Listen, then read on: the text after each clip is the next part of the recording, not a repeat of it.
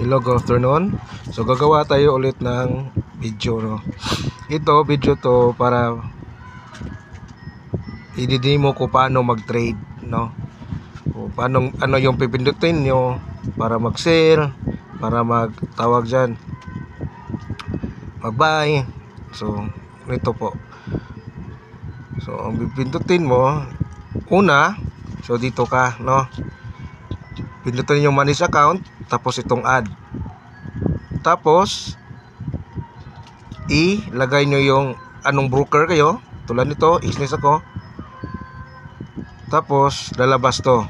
So ang details nitong login at ano mo, server mo is nasa website mo, no? Kung anong broker ginagamit mo. Sa akin Xness. So nandoon may details doon. So makikita ko yung details kung ano yung login ID ko saka server. So dito password, ako yung gumawa ng password ko. Iniba ko lang sa password ng ano ko, yung pang login sa Xness mismo. So pag withdraw, ibahin mo para in case mag-withdraw ka, walang ibang nakakalam ng password mo. Kasi email at password lang yan eh. So pag pinarehas mo, pag same password lang nilalagay mo, tapos nakita nila anong email mo, ginagamit mo palagi, itatry nila, mapapasok nila. Ang worst niyan is pwedeng pwede nilang tawag dyan, i-change pass yung ano mo, yung tawag niyan, yung account mo, or pwede nilang i-login tapos susunugin nila, no? So hindi naman nila ma-withdraw yon kasi may OTP naman, so mahalata mo naman. So ang gagawin nila, pwede nilang i-login or susunugin nila yung account mo. So ganun lang. So dito login tapos password, no? Ang password mo is iba sa login para sa website mo. Gets? O tapos pag nakapasok ka na, andito ka na, no? Ito na makikita mo. Yan, ito na yung makikita mo. Tignan nyo, bumaba, diba? So ganun lang yung trading. Yan, bumaba siya. So bumaba bigla. So ikaw, kung kanina nag-hold ka ng buy, wala, no? Nahihit yung SL mo. So bigla siyang bumaba. Bumalik siya agad sa pinaka ilalim. Malapit na siya sa support. So ito, ang trading, ito yung sa chart, di ba? Itong ano yung nakikita mo dito. Ito yung mga chart, no? Chart yan. So itong sa trade, dito makikita yung yung mga entry mo. O, tulad nito, kita mo, may buy limit ka dito. So napapansin, sir, bakit hindi ka nagtitrade? Sayang, oh, nakuha mo sana yan. Nakuha mo sana yung pagbaba or ano ba. Sayang, no, di ka nagtrade. So sa akin po, ito mga A+ setup po yan, no, na setup, no. Ang sa akin mismo is disiplina lang, no. Oh, sayang to. At least, oh, imagine mo magkano yan. Mula sa 218 hanggang 188.89. So almost pag nag-sell ka sana dito sa itaas, oh, tingnan mo. Wala, nagda-dive. Oh, ang laki. So ang laki sana yung income mo, no? Ano yan? 18 to 166. So almost $50 ka sana, isang entry lang sa 0.1 mo, no? So ang gagawin mo pag ganito, nagte-trail ka lang, no? Trail stop. So ganito lang yung ginagawa mo dito. Yan, ganyan yung ito yung SL, igaganyan mo lang hanggang saan siya bumaba, no? Hanggang saan gusto niyang bumaba. Yan, pag ganyan, no?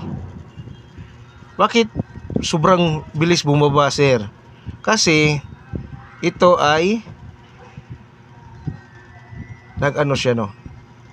Itong pataas is ano yan, tawag mo dyan, nag ano siya, manipulation, no. So nag-distribution siya right now.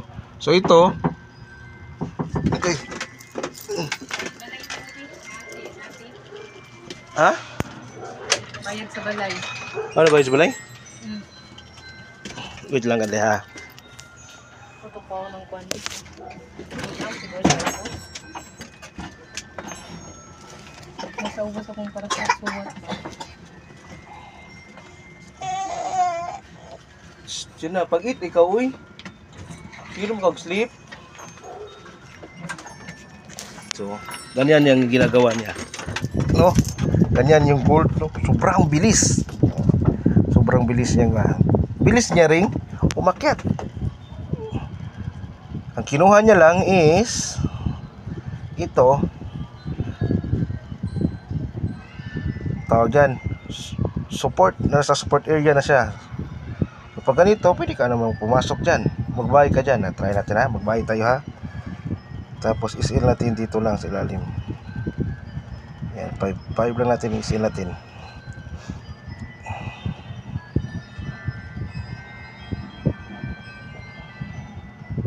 Uy, continue pa siya.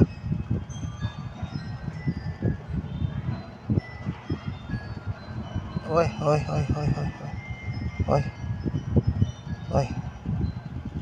Ganyan.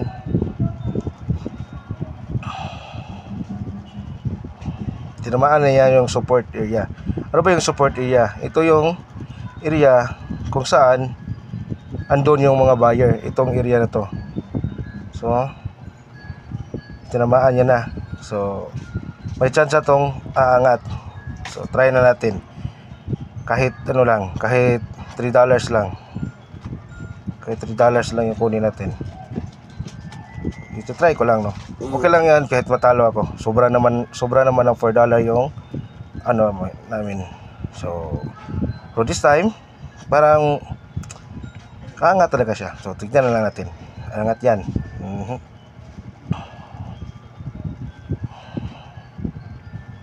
Angat yan. So, target natin, pwede natin target ito. 14. So, wait lang natin yan. Angat yan. Kasi, first touch yung support. So, angat talaga yan. So, sayang lang is wala tayong buy limit sa ilalim. So, minsan, yung iba, naglalagay sila ng buy limit dito sa ilalim. No? Ganyan yung ginagawa nila. Buy limit. Kaso, tayo, hindi tayo nakalagay, no? Wala tayong buy limit na nailagay. So ito, ganyan lang. Yan, $1 na. Yan. Wait natin. Kahit mga $3 lang, okay na yan.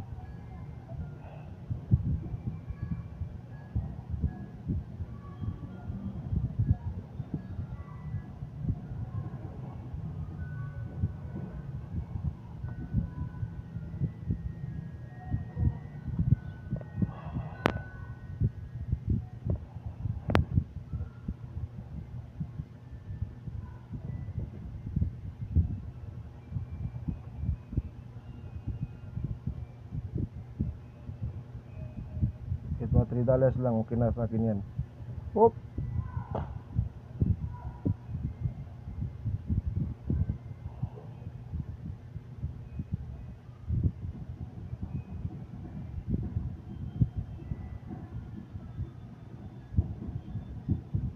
Ano lang siya mag-trade, no? So, hintayin mo lang. May SL ka naman. Wag mong problemahan yun. So, dapat alam mo lang kung pagkano yung SL na ilalagay mo. So, tayo, SL natin is 5, no? Late tayo ka ng pasok eh. So, dapat dito tayo sa ilalim pa ng papasok. So, yung SL natin dapat is kunti lang sana, no? So, late tayo ng pasok. Hindi tayo nag-buy limit. So, ito lang. So,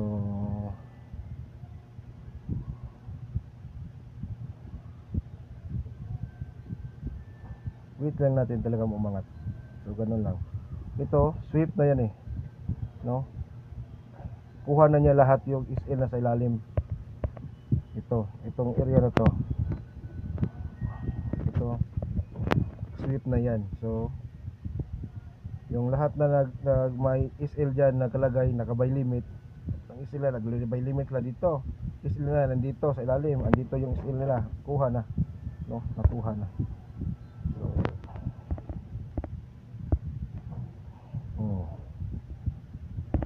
ano natin?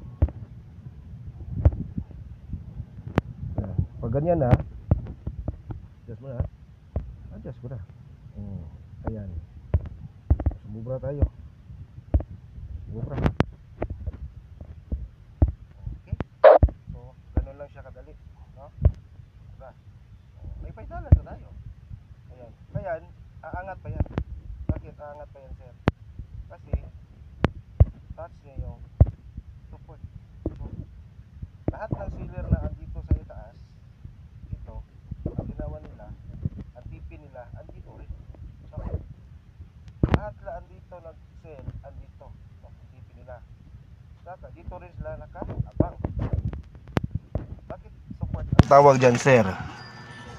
I-ano natin ha. Bakit support? Bakit support ang tawag nito, sir? Itong area na to, bakit tawag